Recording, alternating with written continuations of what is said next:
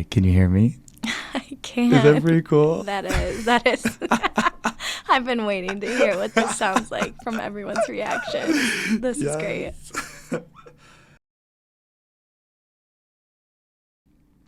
Angela, thank you so much for coming on today. I was so excited to message you because I think that you're doing some great things that help people build their confidence towards their travels, which we'll get into. But I wanted to, once again, thank you because you said you haven't done something like this. Yeah. And it's a little nerve-wracking, but everything will be okay. We'll get through this and it'll be so much fun. Perfect. Okay. Thank you. Absolutely. So what exactly is this? This is Smile Talk with Jacob, where we bring in masters of their crafts to speak to how they help people develop and enhance their self-esteem and confidence. I thought that you would bring a very unique perspective as someone who is helping people plan vacations, celebrations, business trips, and every bit of the in-between that I'm so excited to ask you more about. So I wanted to start out by asking, who is Angela Lucarelli? Oh, man. Well, first of all, thank you again so much for having me on this. I am really honored. Yeah. So who is Angela Lucarelli? I mean, I'm going to be honest. I'm just your ordinary 27-year-old Cleveland girl. Yeah. If you have to ask, I would say my friends would describe me as someone that's super adventurous or ask me what state I'm in because I'm always traveling. I'm always gone or doing something. And then if you ask my family, they would say I'm that annoying daughter or sister that's always present and either giving them to-do lists or checking up on their own to-do list that they don't even know that I made in my head for them. So that's the detail. It's such a skill to be as organized as you are. I will tell you, it has to be my personality. Yeah. I am like crazy. If you looked at my phone right now and saw my notes with all my checklists, it is like scrolling like quite long. So it's hard, but I actually love it. Like it's like built into me. I wake up and like thrive off of it. Yeah. Now, one of the things that I started doing was keeping track in my reminders app of, in some which ways, like step-by-steps for me. Yeah. And it could be something as simple as a morning routine or a workout routine or something like that. But one of the things that kind of has been in the back of my mind is now that I've listed out every bit of what I need to do, that list that just becomes longer and more detailed sometimes stresses me out. So it's to each and own for everyone. So like you said, I actually did make those lists for time being, and they would be so silly as like wake up, brush your teeth. I mean, I always do, but like it's on there, or like go to the gym, do this. But now I've created those lists as well, where it'll allow me to basically remind me for my travel business, HaveAngelaBookIt, what I need to do for each client, because every person, there's forms that are due at a certain time. There's times where they take off. So I always want to check in and make sure. And when you're dealing with 30 people plus, you need to keep everything organized or you're going to be completely lost. So those reminders help me. Like if you, again, look at my phone right now, you're going to see a reminder that I need to call for this one trip or follow up to make sure they got the emails for the book for the other one. So it's tedious. It does intimidate you. But once you know what it really is, when you get down to that individual task, it's really, it's a second or a couple minutes, and it's not as daunting as it seems. To your point, what it does is it allows you the ability to use it as a checklist so that you know you're not forgetting anything. Exactly. So I am a big component of like the reminders on your phone, the notes, but also Google Sheets. Like all of my business is in Google Forms, Google Docs, because I can share live documents with any of my clients so that they can see like links that I might suggest or trip ideas, and then they can edit it back, and it's not something that they have to go through an email. And then all my organization is on Google Sheets. So like every trip itinerary, when it starts and dates, so that way I can look in and just like filter out what's coming up this week. Wow. So tell us more about the name of your business, when it started, and how you go about doing it now. Yes. So the name of my business is HaveAngelaBookIt. It started about a year ago, last February. So when I first started, I loved to travel. Like I did it. Me and my friends would like go on like 4-day trips or 2-day trips in college, and we would just go wherever we could in the budget we had. So traveled all the time. I've always like thought about being a travel agent because I was like, if the amount I travel, it'd benefit me, but I also love planning. And like, if you ask any of my friends, I am literally detailing everything out for them. I make like Google Docs. This one wedding I'm in, I'm literally making a cheat sheet of what they should wear for each night. So everyone's on point. Yeah. So it started about a year ago, but the first 3, 4, 5 months, I actually spent the time like building my Facebook, my Instagram, and then learning the side of travel agency because there's so many different sites you can help customers book on. So I took that time and did it.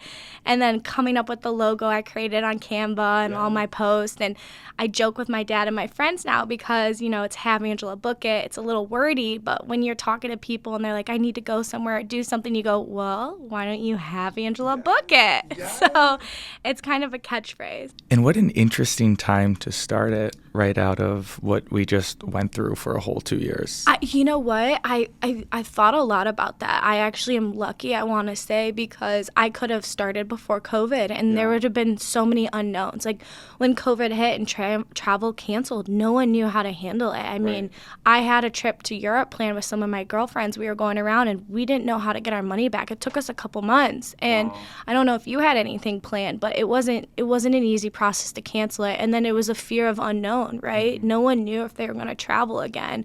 And there are some people who are still scared to travel. And that's where I want to make them feel confident. I want to make them feel reassured. And that kind of ties into like what you do as well, that they can still, you know, travel. They can go to a different state. They can go out of the country. I mean, what we see today on the news or things is, you know, it's scary. But it's still safe. And like if they don't feel safe, I will give them my experience or I will provide them with all the details and resources they need until they feel safe enough to where they can travel again. And I mean, please always remember how important it is what you do for other people, because I am going on a bachelor trip actually this week. Oh, congrats. Where are you guys going? Puerto Rico. Oh my goodness. Yeah. Okay. I'm a little nervous, but we're going and it's going to be a great time. And like, I don't like doing the planning. I like having the planning done for me. Exactly. But I also would stress myself out if I tried to do the planning to try to make myself feel better. Like, it doesn't work in that way. And it's not for everyone. For me, I this is not my full-time job. Like, this is just a really big passion of mine because I love to travel. And, like, there's so many people. Like, I actually just did a bachelor party for a guy. He's a group, like, the best man. He hates planning. He's like, plan it all. I was like, totally.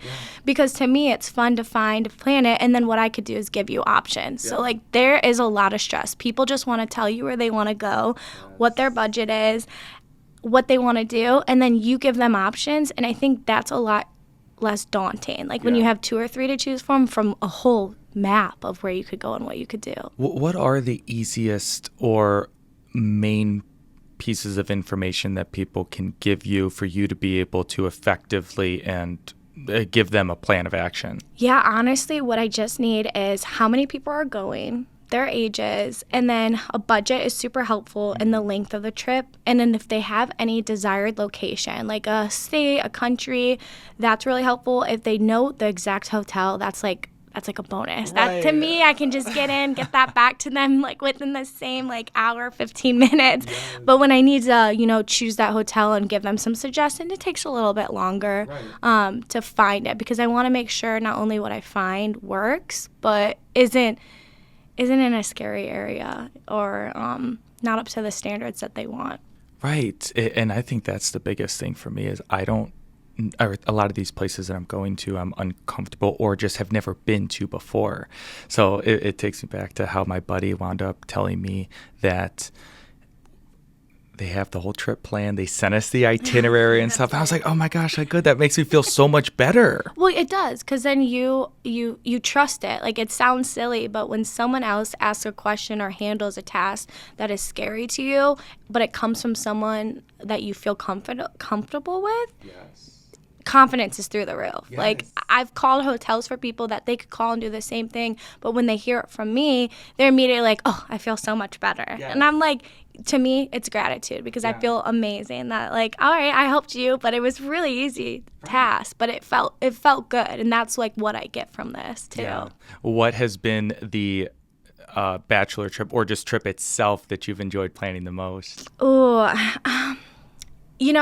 I would say it's what's been the most fun planning. It's kind of silly, is like my parents, they go to different events and stuff, and I think that's really fun for me to plan. Like, for instance, they just went to Florida last week, and we booked them a resort in Deerfield, and they wanted to go golfing and everything. So I booked them their hotel, we booked them the car, and then we did an activity. But what's crazy to me is, like, they'll call me on their trip, and they'll be like, this activity was so good. They went on a river cruise. They're like, this was really good. Like, you have to recommend it to people. Yes. Or they'll call me afterwards and be like, the resort, shouldn't be this name in the resort. And they'll just, like, give me the full honest truth. And to me, like, I think that is so fun, because it's like I'm getting live feedback.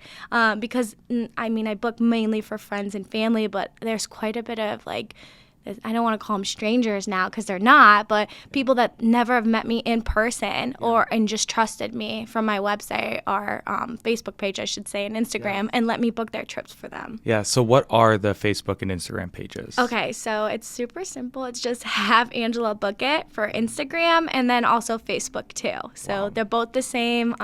If you ever start a business, go get your name and all the emails. Yes. Instagrams, all that stuff before you even push or buy material, because if you can't lock that in, like, it's going to get really awkward really fast when you have to change your handles and things like that. Oh, yeah. Well, and to find something unique that's going to give you the ability to put it across all platforms is important, because, like, you don't want TikTok being one thing, Instagram being the other, Facebook being something else. It's like you want some bit of familiarity with it just being the same. Exactly, and that is why, like I told you when I first started, it took me a couple months before I pushed it out to anyone or really people even knew besides my inner circle, because I wanted to get a TikTok with posts on it. I wanted an Instagram. I wanted to create Facebook content, and I wanted to build it all up so that way if someone, say you or someone I just met, and I shared it, it wouldn't be a little scary seeing you just created all these posts all in one day. That's a little worrisome. So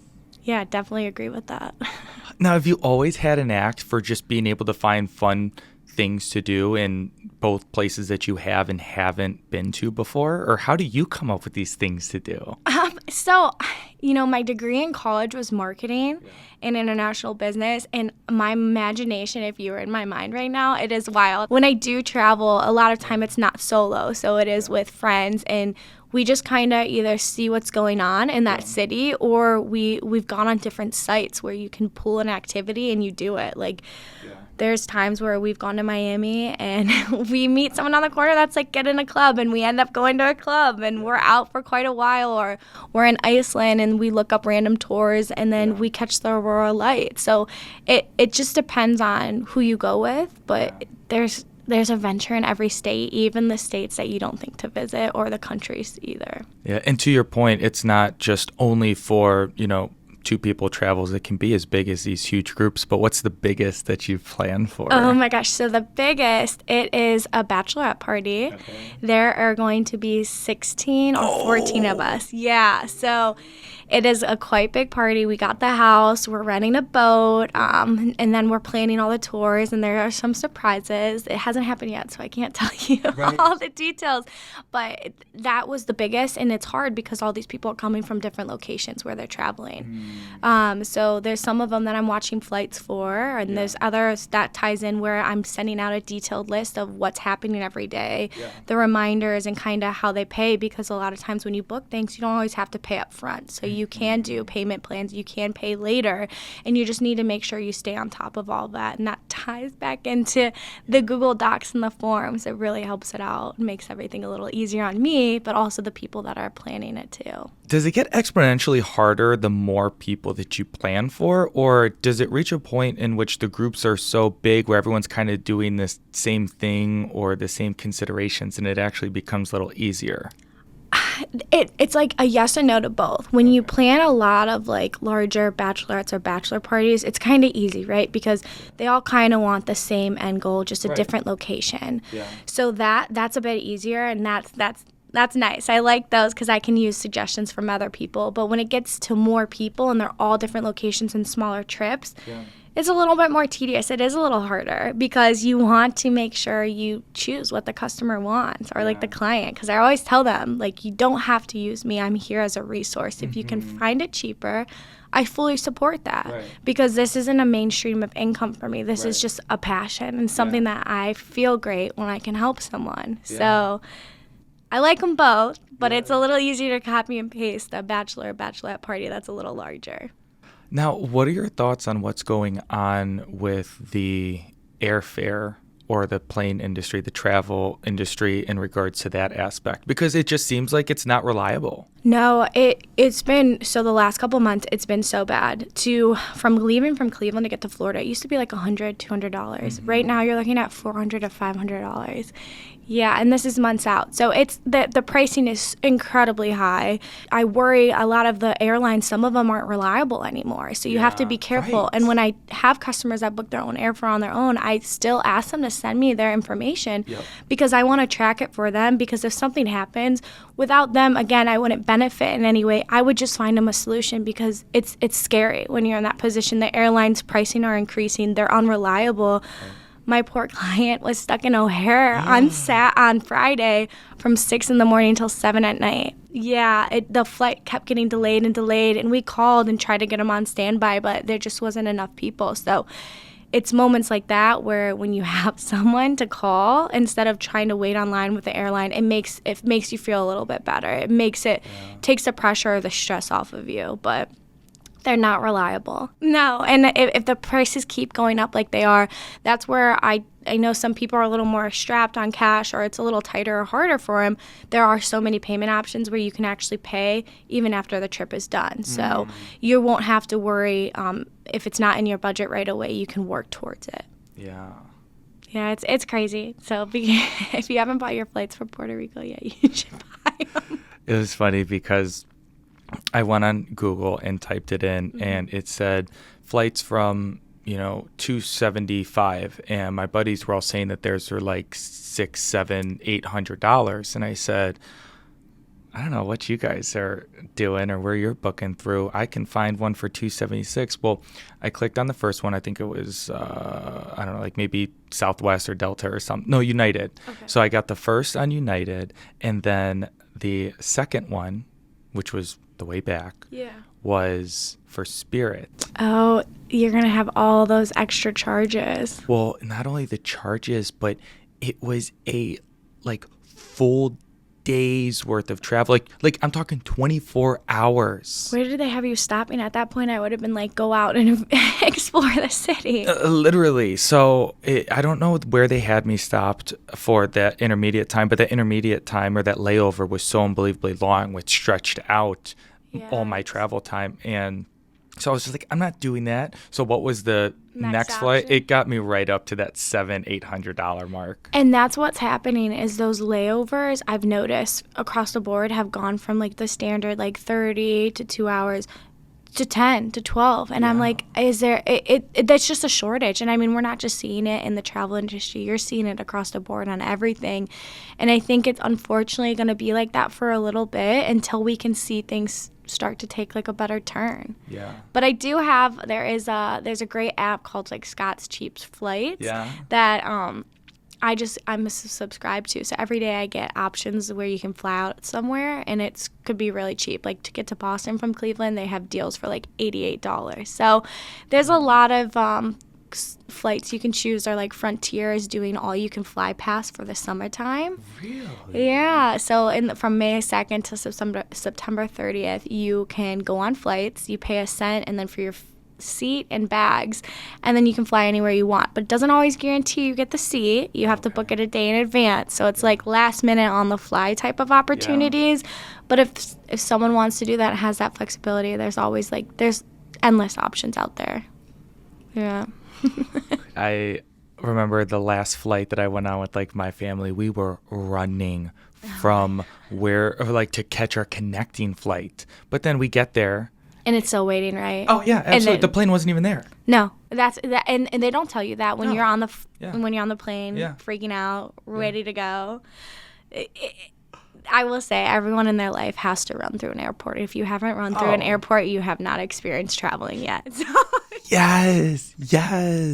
there's a good time where my brother, my best friend, and we were traveling to Thailand, and we got off our one flight and had to make a connecting, and you have to go through customs when you go to land in a new country. So we're in, I think, South Korea is where we're connecting. We get off and we run, like no one speaks English, so we're cutting people to go through the customs, and then we're sprinting through this airport. We're all looking back, laughing at each other, because one of the friends, I think my one friend was in the back, like struggling with her bag because she didn't have a roller suitcase. Yeah. Like my brother's way ahead. We're like, just get to the gate.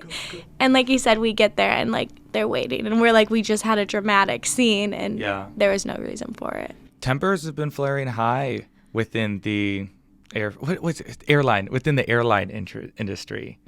I mean, I've seen some TikTok videos of people getting pretty rowdy on the plane.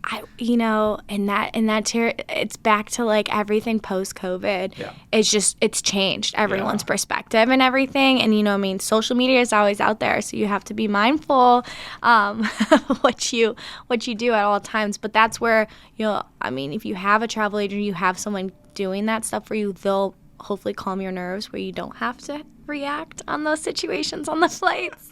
But everyone's different. I mean, I feel bad for the pilots and the attendants, because there's a lot of pressure on them, and they work quite a long time. Yeah. So would you be someone that they would call if they weren't able to make their connecting flight, or are they waiting in the line still to... So it's a little bit of both. So I always tell them to do both. I tell them to let me know, like, immediately if something's happened, because I'm behind the scenes calling the airline. Yeah. And then I also tell them, while I'm on hold, wait in a line, because whoever can get there first. But even if I got something on the phone, it's always good to still go talk to someone in person, because the people on the phone sometimes only have scripts and can only see what their system shows at a time. Yeah. Where when you go in person, it's a whole different scenario. Like I'm booking a Disney cruise for a client, and these clients are so lovely, and they have a lot of questions because they do have a child with that's on the spectrum.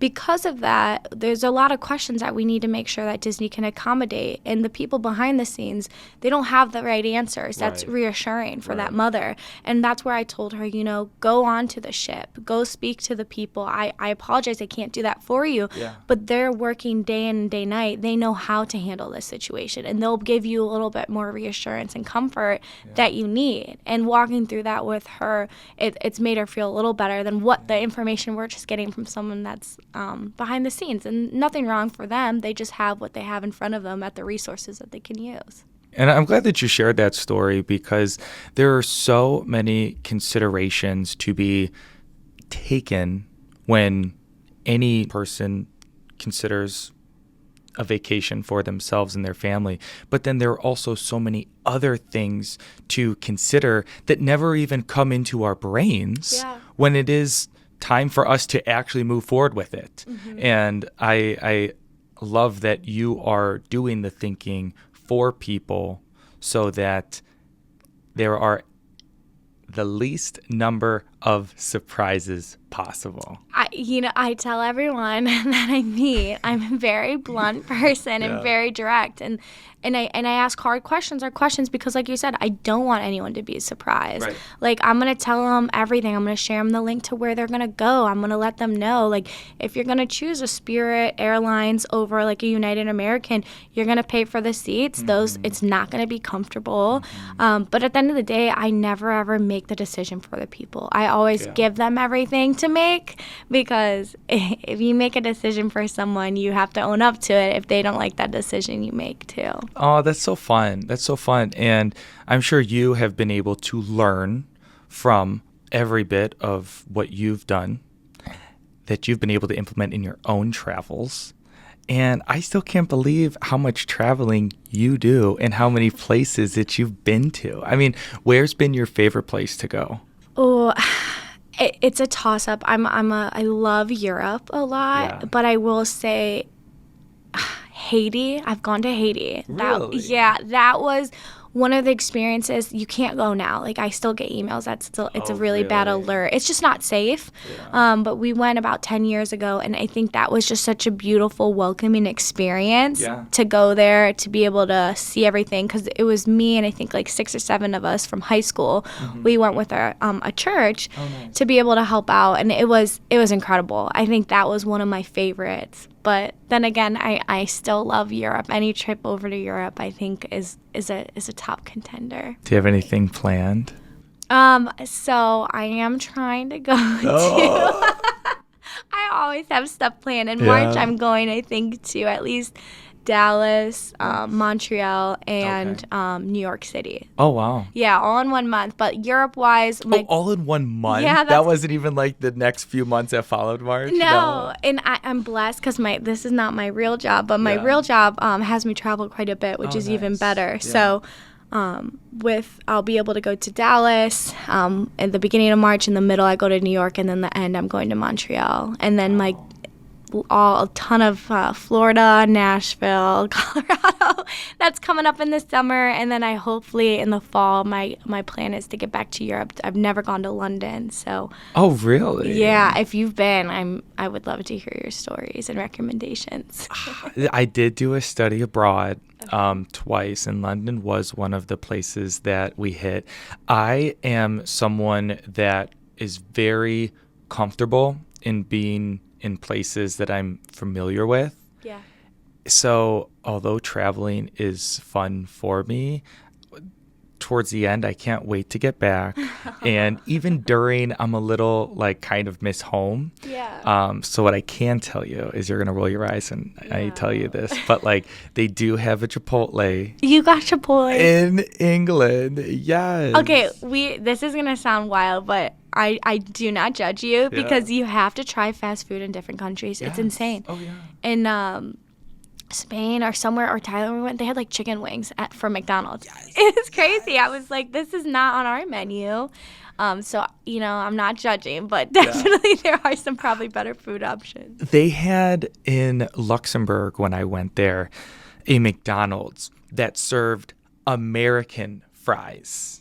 That's what they were called. Yeah, see, because it's different than... And you want to know what they were? They were those like JoJo's. Oh, the poutine type of like thick fries? They were like those potato wedge fries. Oh. And I'm like, we don't really eat those in Ohio or, not even Cleveland, like the U.S. Like, why? We don't really see those. They're called JoJo's. And I don't remember the last time I've seen a JoJo. But it's funny because, we call ours French fries. Yes. Like, do we assume people in France eat a skinnier French fry and people in America, I guess, eat really thick potatoes? Right. It's funny, like, how the world perceives other different cultures. It's wild. It is wild. I do love Italy. So I am Italian. It is my favorite. I did get to go about 10 or 11 years ago. We did a family trip to Italy, and we brought my Nana, and we got to see her hometown and where her parents got married. And Italy does have a super special place in my heart. Where did you hit within Italy? Yeah, so we did Rome, Tuscany, Amalfi Coast, Venice, and then we ended down in Sicily, but did Kurating. That's where she's from. Oh, wow. So it was wild because when I was growing up, she'd always show me postcards or post notes that she would get from her family, and they had this beautiful fountain, and I was like, always wanted to see it. Well, one day we went, and then her and I did get a photo in front of that same exact fountain. Aww. So it was really beautiful, and I mean, now I have to go back because there's places I didn't explore yet. Yes. So it's on my list for sure. That would be the place that I would 100% go back to. Not the biggest fan of like the long flights. No one likes flying over the ocean. It's not reassuring. They do a nice job because you leave at night, so you technically fly when you're supposed to be sleeping for some of these flights. Yes. So it'll make it easier. But if you're not comfortable flying, there's nothing that you can really do other than like mentally prepare. Yeah, and you're also talking to someone who doesn't sleep anywhere else outside of like their bed or laying down on a couch. So, like, my brother, he would always pass out in the car. I'd always be wide awake. Same thing with the flights. He would always be able to pass out. And I'm just like, how? You're like, over here, like, sitting up. You're like, someone's leaning on me. Right. I was like, I need to have my arm underneath my head, my left arm over the pillow, and then my left leg hung up. Like, I have a sleep position that I need to be in order to be able to fall asleep. Yeah. We gotta get you like a headrest or something to like train you. Maybe you gotta start practicing sleeping up on a chair at night before you fly. If not, you're gonna be up the entire time. I've been making a joke about me over these like next like year or two focusing more on domestication versus vacation. Oh, okay. I want to get a dog so bad. So I saw you were dog sitting this weekend. Yes. Are you still dog sitting right now? No. We've dropped Ivy back off at my parents' house. Okay. So she is there, and it was a good thing to experience having her there, except she plays this game called The Floor is Lava. Oh, so she's on the couch with you the entire time. She's on the couch. She's on these runners that are going around my apartment. Like, she does not do hardwood floors. Oh, okay. So did you have to bring the, like, runners in? I brought them to my apartment, yeah. So, like, literally going from the carpeted outside area of my apartment and then to the main area rug in my apartment. I had, like, 2 runners and a whole extra carpet that were literally stacked so that she didn't have to touch the hardwood floor. Oh, man. Yeah. Well, with all that being said, do you still want the dog?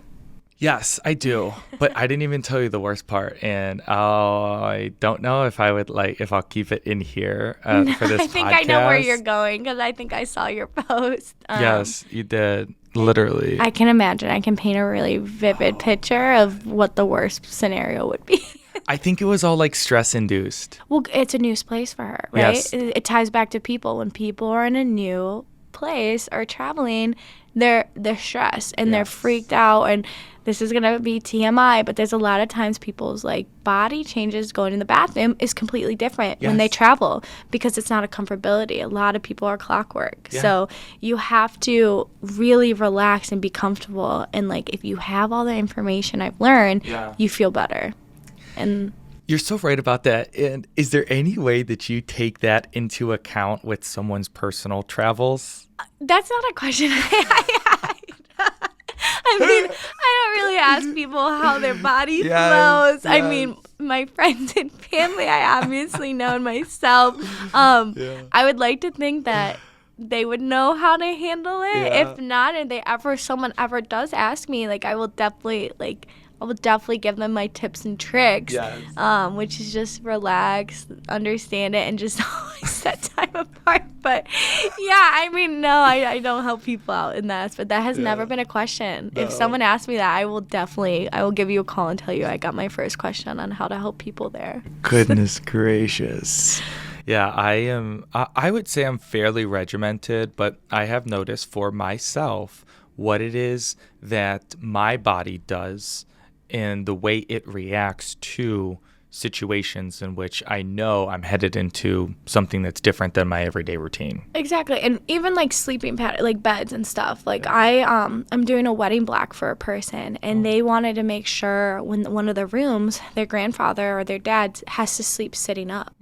So when I book the room, we can't just book any room, right? It can't just be like a king or a queen bed or 2 doubles. It had to have a recliner chair in it because that's the only way they sleep. Yeah. So like there are those little details where people need to share and you need to know. And I always tell everyone, they're always like, I'm so sorry, I'm being so detailed. And I go, never apologize. This is your trip. This is what you want. I was like, be as picky as you can. I go, makes it a lot easier on me because I have a lot more specifics and it narrows down what we can and can't do for someone.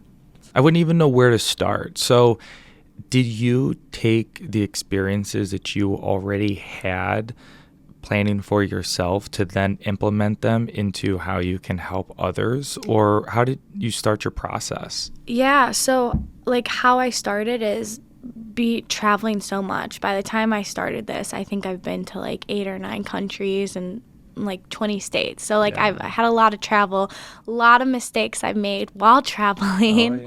And I've taken that and I've learned and kind of guided people. Like when I help them book, like people say you want to go on a trip and you're like, I need to go to Kansas.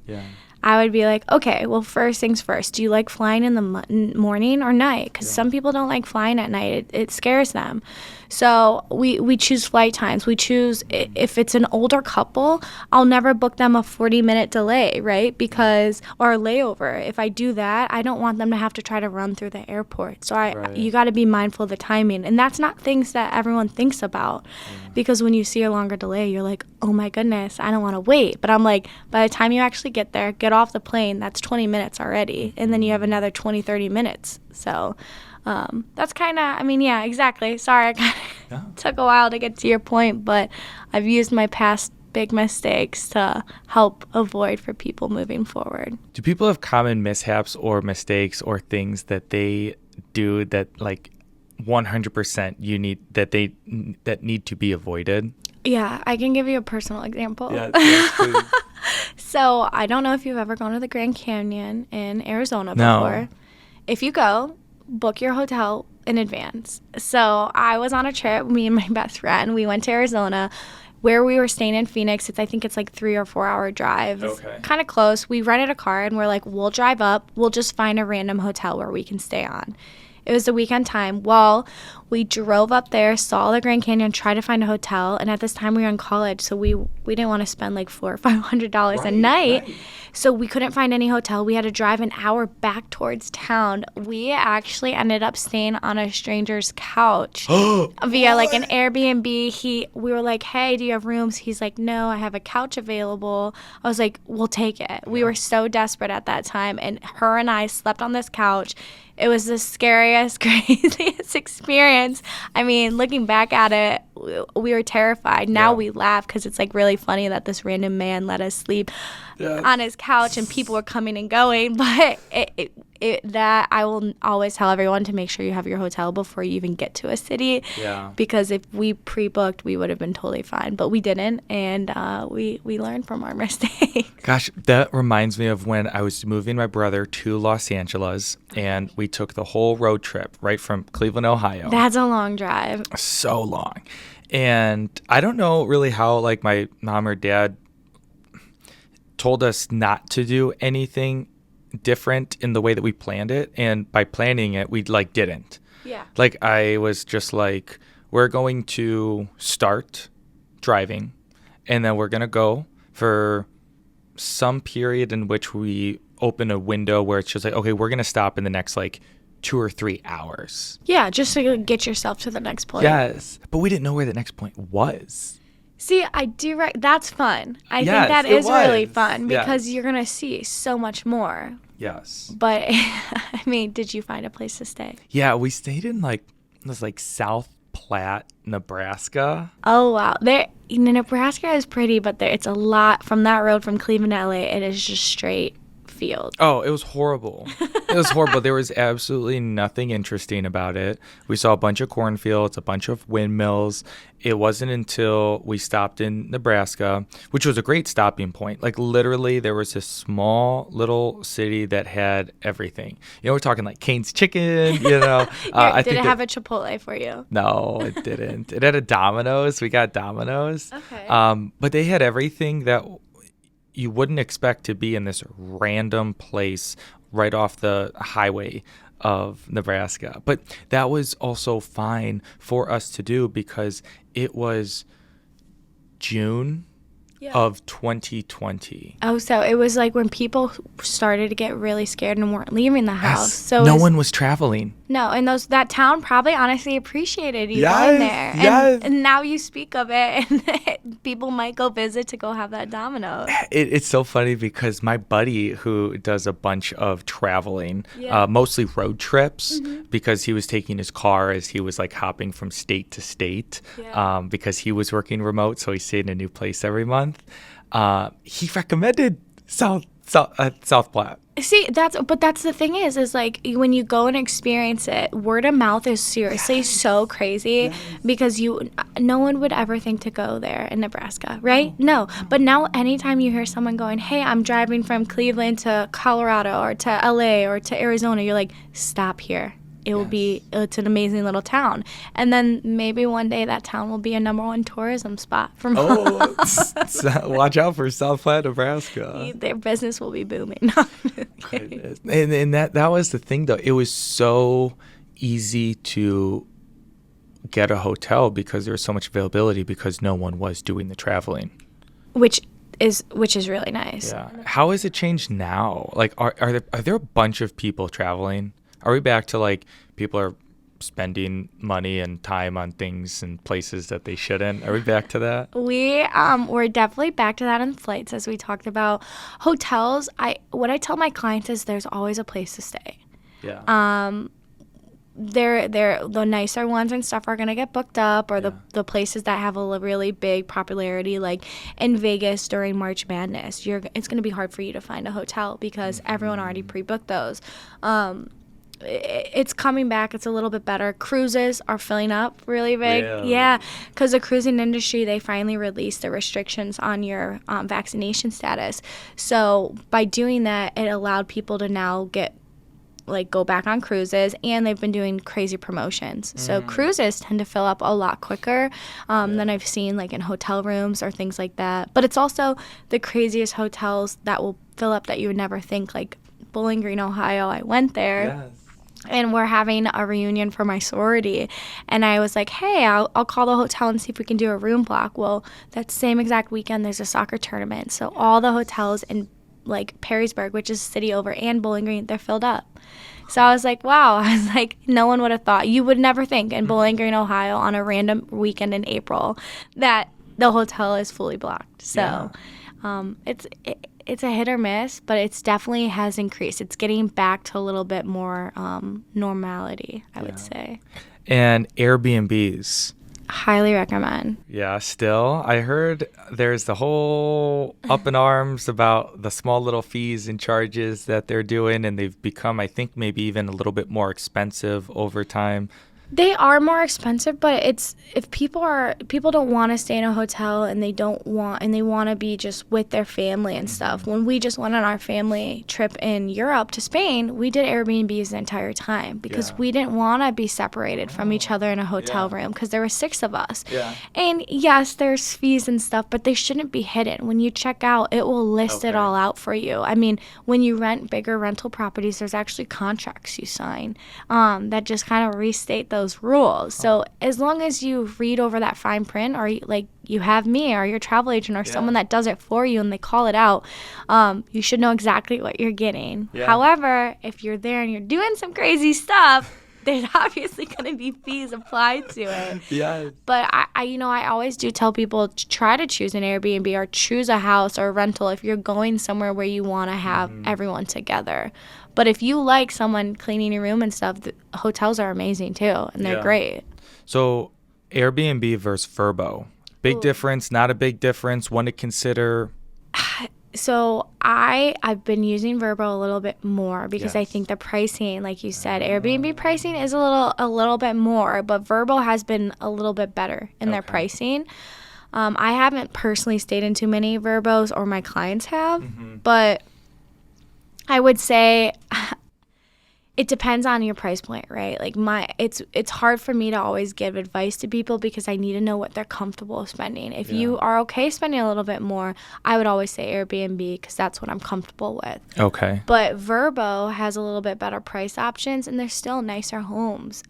Their system isn't that hard to use. Yeah. But back in the day, before they were really a contender, I've heard horror stories of them canceling people's houses. So that's why I kind of stayed away from them. But again, as long as you just really read into stuff and do your due diligence, you'll be fine with any option you choose. We just got back from a trip in Marco Island and booked I think it was like a 15-person house through VRBO. Did you like it? Loved it. It was amazing. I think they must have had done something different because they had, I feel like this was like years ago, that I thought they had a little bit of backlash, I should say. Oh, man. Did you have fun?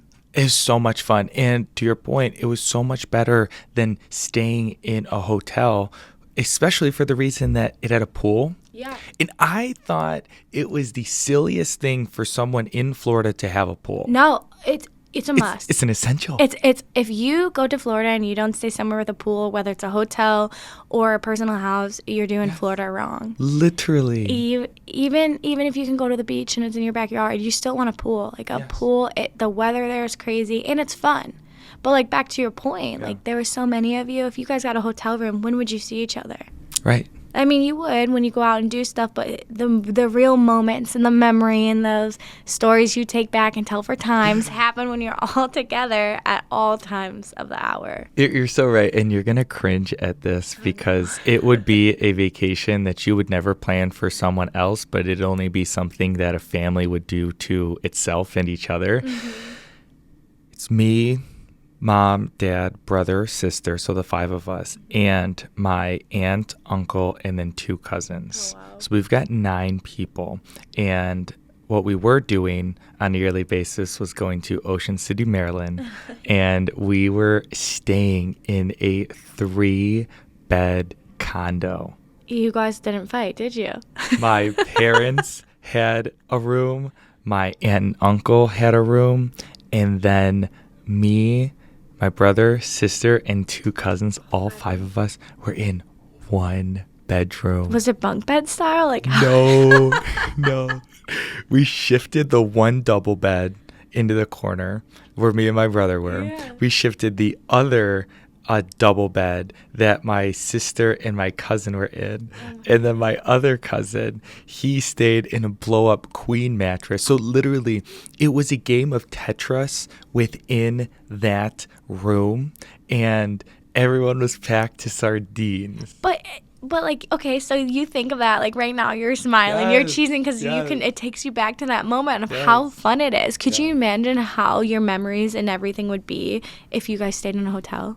Right. You wouldn't have that. You wouldn't have the silly stories, or like when you grow older with your and you tell your children, like, oh, we used to all share this room. They would be like, no way. And then you'd have stories for days to tell. So that's actually really funny. I would love to see photos of that. Oh my gosh. I'll have to see it. We've got to have some. But I remember towards the end, I think everyone was getting on the nerves. You know, like my sister, I remember her being on Snapchat, but it's like dark and we're all trying to go to bed and we just see like flash. So towards the end, 5 people in what's supposed to be just a 1-person or 2-person room is not exactly the route that I'd recommend. Do you guys still do this trip to this day?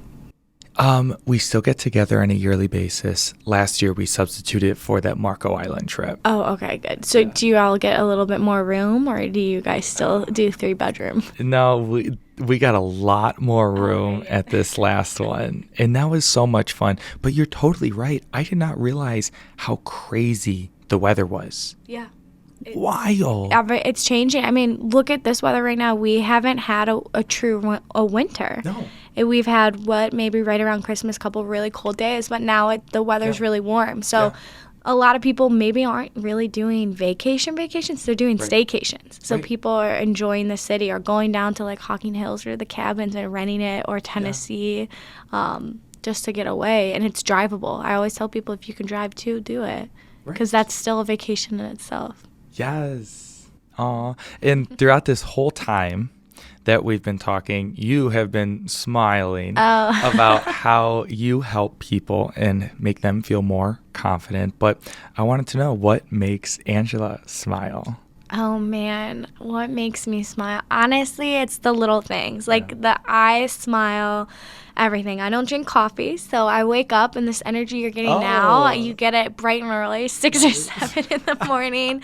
But like little things, like helping people really brings me gratitude. Like I said, I don't do this for a main income. I did it because seeing people feel confident or relieved of stress makes me feel really happy. And like little things, like my friends, I have one friend, every morning at 7 a.m. we watch this like video where if you call each other and start the day like, hey, it's Angela calling you, like, good morning, like, and you start your day like that, you start to look forward to it. And so now when we don't call each other one morning, we're like, wait a second, is something wrong? Like, are they not okay? So it's like little things like that stuff it just makes you smile. And you're right. That little exercise in the morning makes so much of a difference. It really is. It's a routine. Our whole life is a routine. So that's why, like, to me, creating lists, helping people travel and, like, plan everything is such a routine, because that's how I always have been my whole life. So when I do it, it brings gratitude to me. It makes me feel good. And then, like, little routines in the morning, when you keep doing something repetition, it feels good. It feels right. And when you stop doing it, you miss it. I think that's a super profound statement. I would wonder how many people in a funk, if you were to ask them, like, let's assume they have a routine, okay? If you ask these people who are in a funk, well, have you been following your normal routine? They're going to say no. They're going to say no. No, and this sounds so weird, but it goes back to, like, what I do for the travel businesses. It's a routine. They ask me questions and I provide them the routine, but it's an itinerary, so they know exactly what they're doing, and it helps them stay on track. It makes them feel routine. And if they go outside of it, that's when all the questions come, or all the things that they're not ready for, or like you said, they don't feel good because they're just stuck in a rut. Right. So if someone wants to get a hold of you to be able to book through you and have you take care of all of the worries that they'd have, what's the best way for them to get in touch with you? The best way is my email. It's just HaveAngelaBookIt@gmail.com, or you can get on my social media page, send me a message, or my Instagram. I'm not going to give my number out on this just because it is my personal number. But if you email me and stuff, and once we get talking, then I'll give you obviously my personal number. We can text and call. And if you're not local in Ohio, I book people anywhere. So I've been referred to a few people out of state that I've helped book. I mean, there's people going on a trip right now that have never met me face to face. Never even had a phone call with me. So so I can help you anywhere. I'm helping a family get back home to the Middle East as well. So and that was just met randomly on the street when he needed help. So anywhere, anytime, I can definitely help you, and no matter how big or small the trip is. Oh, well, thank you so much for coming on today. No, thank you. I really appreciate it. I'm excited to see where this goes for you. Oh, absolutely. We'll go ahead, and this will probably be our top performing episode that's going to just pave the path for every single one further. It was so nice to be able to have you, because, you know, majority of the people who we speak to, they have so much experience within an industry that requires like schooling and knowledge. I've watched some of your episodes. The people are before me have been super knowledgeable, and it's amazing to see their passion and the knowledge with each person that's come on. And it not that I'm not knowledgeable in the travel industry, but every day there's stuff to learn, curves that come at me. I, again, do this for a passion that I just love to help people. Exactly. You have a perspective on how to help someone through the ideas and the trials and tribulations of traveling that there isn't any schooling for it. You can learn everything you want to learn, but it will never be enough. Yes. What you have to learn or what you have to have is back to what this whole podcast is. You have to have confidence in yourself. Yep. Because if I came to you and was like, oh, I don't know if you should go there, you'd be like, okay, I'm not going to go there. Right? But Yes. if I'm like, if that's where you want to go, I'm confident and I make you feel good about that. That's what I like. And that's what I Yes. want to help people do Yeah. and like make them feel. So that's exactly why I did this. I've always wanted to help others, and this is my passion because we're young. You and I were the same age. Yes, so literally. we're still trying to figure out what we want to do long term, and I've always known I've wanted to help someone. I didn't know what it would be or how it would be, and this feels so natural. And like when you find a passion like that, I don't know, I'm like getting like emotional thinking about it, but it just feels really good to help people, and there's no benefit towards you because like I said, half the time I don't even benefit from what I do for these people booking other than pure gratitude from them or like excitement on their side. Yeah, so thank you for letting me selfishly share your stories, your experiences, and the true talent that you have. Well, I appreciate it. Thank you. Thank you.